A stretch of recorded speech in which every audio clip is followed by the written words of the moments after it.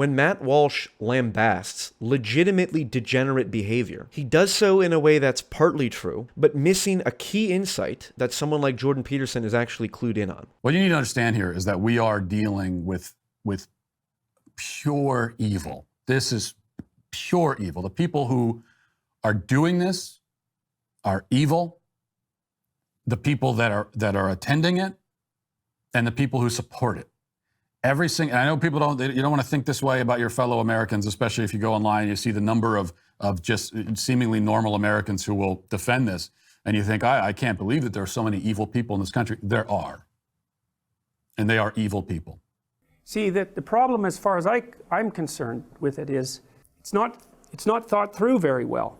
And you can't divide the world neatly into perpetrators and victims. And you certainly can't divide the world neatly into perpetrators and victims and then assume that you're only in the victim class and then assume that that gives you certain, like access to certain forms of redress, let's say. It gets dangerous very rapidly if you do that sort of thing. And they're not sorry, and they're not ashamed, and they're not ever going to stop until they're made to stop.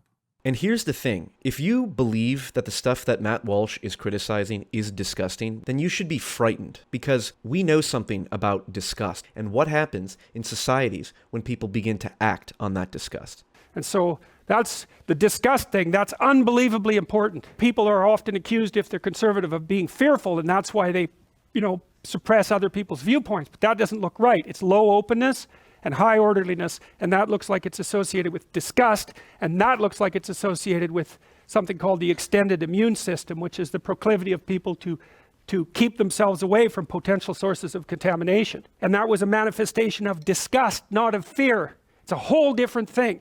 Drag phobia, they say. First of all, it's not phobia. It's drag disgust, drag nausea. One of those words. It's not a phobia. You don't scare me. And the thing about something that's disgusting is you don't isolate it exactly. You destroy it, right? It's the thing you do with rats and insects, for example, is destroy them. So with this is not compromise, okay? All we can do with this is crush it, destroy it. That's what you do with evil.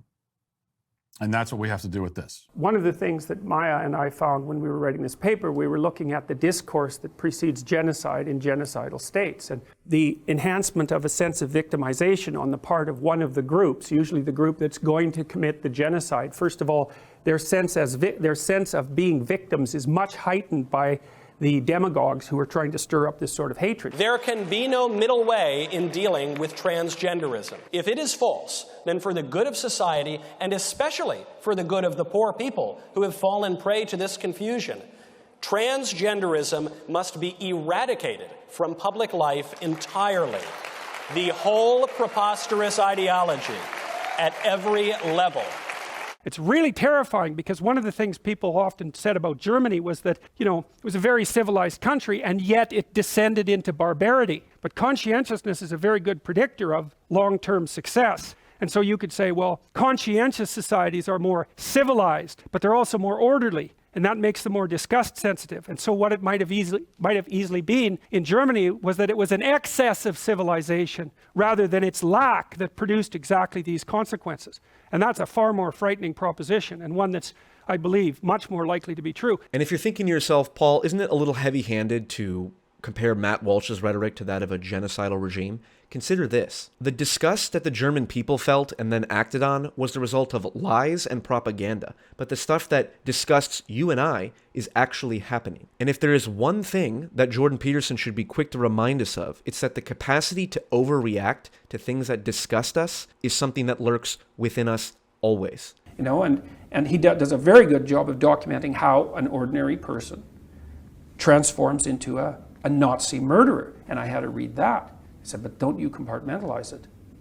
This is about you, right? This isn't about someone else. When you read history, you think, well, that's about someone else. It's like, unless maybe you're a victim and you identify with the victims. It's a very rare person who reads history and identifies with the perpetrators. But unless you read history and identify with the perpetrators, then you don't understand history at all. And so who wants to understand that? And I get my students, I said, look, I've told them this for 30 years. Here's something you have to understand. If you were in Nazi Germany, the statistical probability is overwhelming that you would have been a perpetrator, right? You think you would have rescued Anne Frank. It's like, think again. Those people are very, very, very, very rare. They put their lives on the line to do that. They put their families' lives on the line to do that. You think you're one of those people? Really? It's like that. All that means is that you know nothing. You know nothing about yourself. You know nothing about people. You know nothing about politics or economics or history. So it looks to me like we have two options. We can either call out the legitimately disgusting things that are going on in our society, and we can hold those individual perpetrators accountable, or we can sit back and let the far left and far right continue to escalate things until things go so far off the rails as they have so many times in history, over and over again. I prefer the former, which is why I spend so much of my goddamn free time making these videos and trying to say what I believe to be true as best as I can, because I'm legitimately worried what happens if I don't.